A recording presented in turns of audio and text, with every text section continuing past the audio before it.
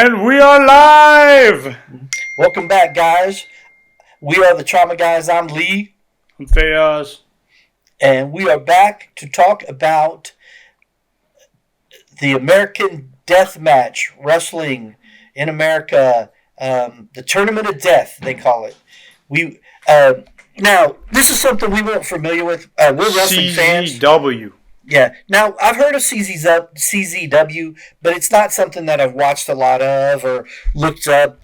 I know that John Moxley, or formerly Dean Ambrose of WWE, came from CZW. So we know how crazy he is and the stuff he does. So we checked out this video from Vice. Vice has been doing really good for us. We kind of like him for the wrestling content and the stuff they're kind of showing us. So we're going to talk a little bit about this death match. It happens once a year on DJ Hyde's land, who is the actual owner of CZW. And it's done on a farm in the middle of Delaware, of all places to think of a death match. Delaware. Let's go to Delaware. It's not like one of those hits on my list of places I want to go visit, but maybe for this I might. But you got to think about it, man. It's like that's gonna be what almost pure profit. Like he's got to pay a lot of bills out of that deal, right, to put the show on. But I think they own that land, right? Well, yeah, but he says the insurance, cost him a lot, and paying the guys too. Sure. And he has to have the ambulance, and he's got to pay for all that.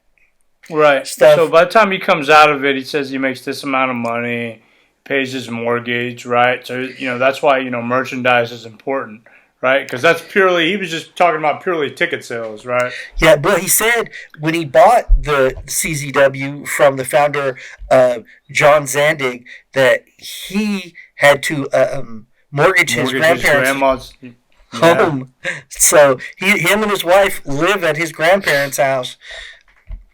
Yeah. So, and he's a one-man machine. He does it all. He books everything. He puts up the content. He does everything. It's crazy, man. He is completely dialed into that deal. And not only does he put on the show, get the best wrestlers, own the show, edit the show, do everything with the show. His wife's involved. He even gets in there and is part of the show too.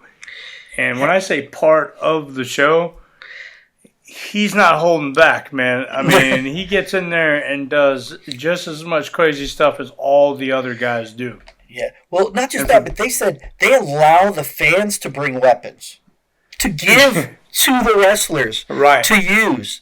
Right. And, they're talking about gussets, and, one guy got one thing hammered into his head. Remember that guy? And they had to pull it out? It took 2 or 3 minutes to pull it out. Well, they say what this thing is when they put together those things for, flower arrangements, and it holds everything together at the bottom. That little pointy thing sits at the bottom to hold everything together, right? So that stuck in his head. First, he talked about him seeing a guy get it done, and then their guy on that show got it done. Right. And they had to literally... It was awful watching it. Was it not the worst thing to watch them try to pull that out of that guy's head? Dude, that was crazy, man. He sat there, and he was like, dude, you're going to have to hold my head. You're going to have to hold my skin down while they pull me out. The other guy's up there with pliers, and he's just trying to just yank it out of his head, dude, without pulling on his skin. And he's pulling, and he's pulling. He's pulling, and finally goes, all right, man, hold on. One more. I think one more will get it. And you just heard that squishy tear sound when they pulled that thing out of his head. That was crazy, man. And the guy was like, oh, well, I feel okay now. Now that thing's out of my head. I'm like, dude, that's nuts, man. That's just absolutely crazy. But their body's got to be tormented and tortured from the glass, from the cutting, from the light bulbs being smashed, and the little particles of glass that could get in other places. Oh, God. His wife was talking about, I hope he doesn't get hurt, but, at the end of the night, I'll be the one, pulling the glass out of his hair and out of his pulling back. the glass out of his skin and out of his back. And all that stuff. And it's just crazy, man, because those guys go back, after they're done, and they get hosed off. And when all the blood and everything's gone, they act normal and they act okay, but later on when that adrenaline wears off, that it's absolute craziness. Yeah, but there's got to be a lot. How can you be comfortable? I'm thinking about, you got to go take a shower. One, that's going to burn once you get all them cuts and nooks and crannies. Soap, I think he even said that, right? He goes, "Oh, it's going to hurt when I take a shower later." Yeah. Right. Yeah. So once he takes a shower, man, all that stuff's going to start pouring out, and then it all gets into the cuts, man. Right. So they say. So this is like a spring and summertime event. It's on a farm in Delaware. It's about 95 degrees outside. It's humid. People they say there's about 1,000 to maybe 1,500 people that go, and these people are there for the day. They're ready to go. Like, they have all their stuff, and they hate this DJ Hyde guy, which is really weird because he's like putting on all these shows. He's the guy doing everything, and the fans hate him with a passion. And they play to it. Every time they do it, they get the original owner to come out, attack him, do all kinds of crazy stuff to him, give him the show back. It's part of the show. But I mean, that last one, they buried him, dude. They put him in a hole. And they started to throw dirt on him. Let's talk about right before that, though. His match was a glass match. They had glass set up in the corners, stains of pieces of glass. Yes. All in the corners, and they were throwing each other through this. There was blood. These guys were bleeding like I've never seen people bleed before. I mean, they were bleeding extremely bad everywhere. Yeah, it was crazy. You want to talk about just nonstop glass, barbed wire, tacks. Baseball bats, just all that crazy stuff, kendo sticks, chairs, kendo sticks, the trash can, trash cans, the gussets. I mean, just all that stuff, man. And you're like, oh my god! And then at one point, that guy climbed up on that truck? Yeah, didn't he? He climbed up on that truck, and jumped from the truck, and I was like, Jesus. And the guy even told me, he's like, well, man, if you want to do it, I'm good for you to do it if you want to do it. All I could think is like, man, that's crazy, because, those guys aren't hitting the mat when they hit the ground. They're outside. They're hitting the ground. You know what I mean? Which I don't know if it's better, because, usually it's like, a concrete floor almost when they're in an arena.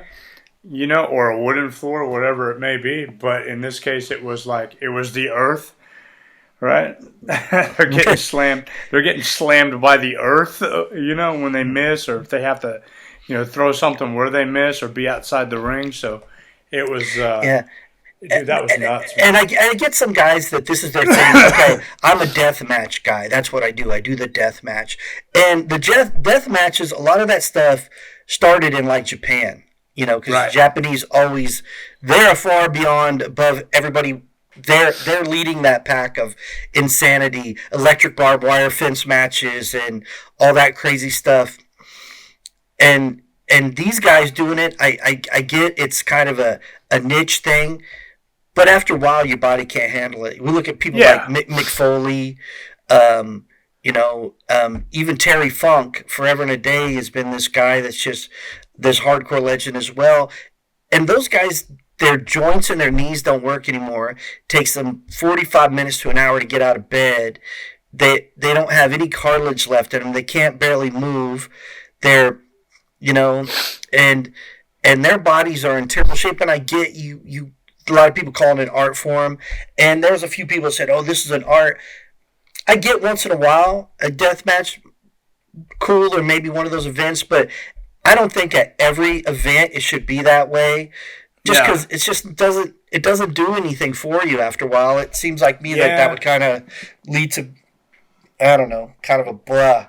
Well, there was that one guy there, right? I can't remember his name, but he was there, and he said, hey, I just want to, I do other styles of wrestling. I just want to, I want to be able to do this style of it also.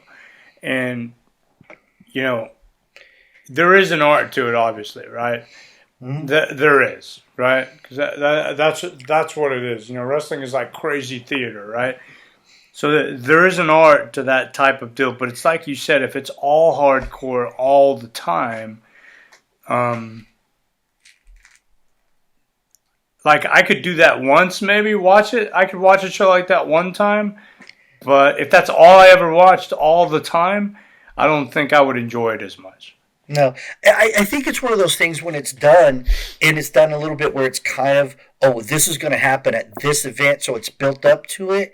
Great, right. But if it was all the time, for me the same way, I don't think it would be something that I could just get into all the time. Now, I think I get bored of it. Like if it was like a specialty type thing, like when I'm watching, like when we were watching AEW a while back, and then all of a sudden it's freaking Moxley and Omega going nuts, right, on a hardcore match. All the matches leading up to that one weren't hardcore, so it was it was kind of a cool little change in the lineup, right?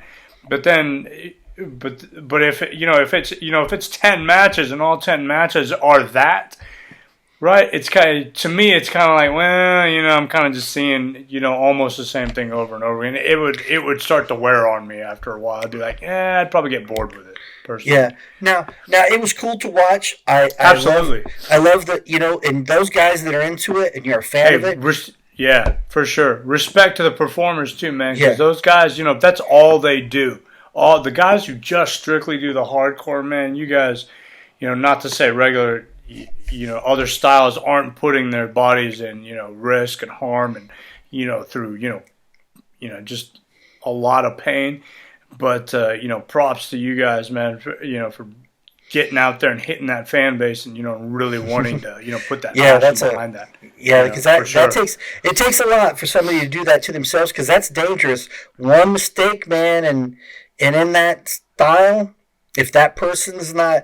Luckily, there's not a guy like New Jack. Most of these guys seem to be pretty well... Right. Not like in a New Jack where if you pissed him off, he'd kill you or almost kill you. But these guys really are trying to protect each other, even though they're doing some sick, sadistic stuff. They're making sure the guy is protected before they do it. Which it seems kind of crazy because they are getting hit and they're really getting hit with these things. It's not a joke. But still at the same time, that takes a lot of mental... I don't know where you're at. I'm not going to say you're mentally crazy. You may be the stablest person in the world, but that's just your release. And to me, that's a little insane. But, I have my opinion. You have yours. Hey, and if you have an opinion, man, let us know. If you want to talk about this and discuss it more, hit us up. If there's another, type of match like that you want us to watch or talk about, we're more than happy to talk about it. It's just kind of our opinion, how we felt about this situation where we're professional wrestling fans. And that's not all we talk about. We do MMA and other stuff as well. We talk about a lot of stuff. Yeah, we do. We do. We're not just one, but when it comes to wrestling, we kind of like the whole technique and the work of it, and we get it, and we're fans. Some people say, "Oh, you're not a fan." No, I'm a fan, but I love it for what it is. But I'm not a big fan of always hardcore. Like ECW, after a while, became the same old, same old. It was constantly.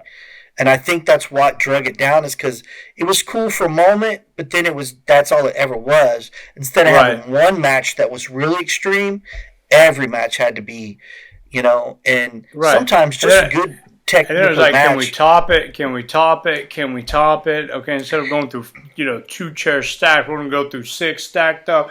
And, like it's cool to watch, but if that's all it is, if that's all we're doing, it just gets a little monotonous, To me, that's all it is. I used to love to watch like the Hardy Boys and Edge and Christian go at it. Man, those 4 had the best matches, especially when they were against each other. Yeah, but they always do it also not with just the tables, ladders, and chairs. Now they kind of got known for that, but they could do a lot more stuff. Yeah, but no. But that's the thing. that's where I was kind of going with it, right? They could do not only those extreme hardcore matches, right? They could put on a good show without all that stuff too. Not to say that these other guys can't, but those guys are really versatile, and I think that's what sells you to the bigger shows, right? Is that you're able to, okay, well, we can do this, but you're able to do this too, right? Now, I will say this: I'm a big fan. I'm a big fan of Jon Moxley, right? But I've also seen him do other styles, so I know he can do other stuff too. So it's a little different. Kenny Omega, same thing, right? I know he can do other stuff too. It's not just strictly about, pouring tacks on the ground and, dropping somebody's bare feet right onto him, which is crazy, by the way. Or sticking tacks in somebody's mouth and kicking them in the face. Right. So all fun stuff, all cool to watch, but it's got to have that shock value. And to me, it'll only have the shock value if you see it, twice in a night versus that being all you see in it. Or yeah. To me, honestly, if you see it once in like every 2 or 3 months, like specialty gimmicks, like a thing, especially a match like that. Yeah. When they used to have Andre the Giant, they would only let him be at certain places. Kind of what I'm talking about is they only did him for a little while, and then they made him go someplace else, and then they'd bring him back because it was cool to see the Giant, but nobody could beat the Giant, right? Kind of like this match is kind of cool to see, but it's not okay to see at all. For me, it's not okay to see all the time. I'd watch it, don't get me wrong, and I'd probably go to this and check it out.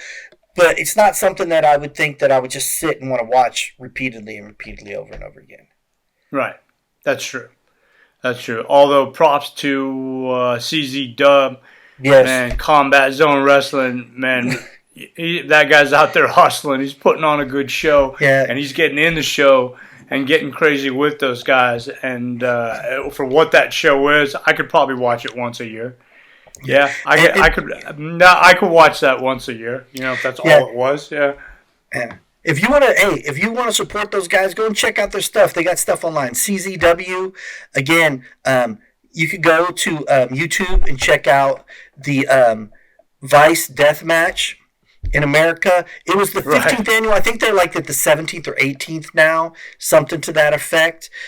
For this death match, it happens annually. People come out to watch it. If it's something you're into and you support them, great. I support all people trying to do business, especially now. Things are tough and hard as they are. I know that for a while, a lot of us aren't doing much, keep it low. But if you go check out their stuff, go out and like them, check them out. I mean, DJ Hyde, the guys, they're trying to promote something. I'm not a huge fan of the death match, but they have other shows and they do a lot of other stuff. I've checked out some of their other stuff online. It's not all death match stuff. They do have quite a bit of that, but this death match is something they do once a year, and it's particularly that type of match.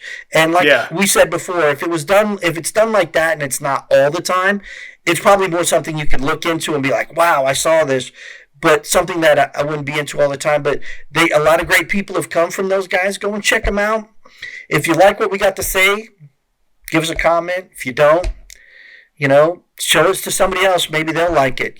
Somebody you don't like. I don't know. Whatever it is. Yeah. But check us out. We're okay.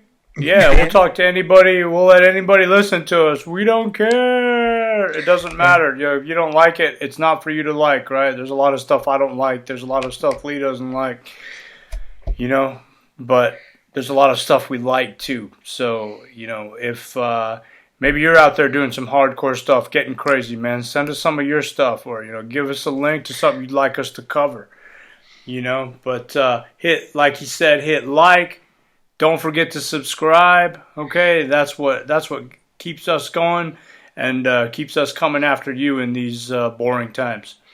All right. Well, that's it for us tonight, guys. I'm Lee. I'm Fayaz. We're the Trauma Guys, and we'll see you next time.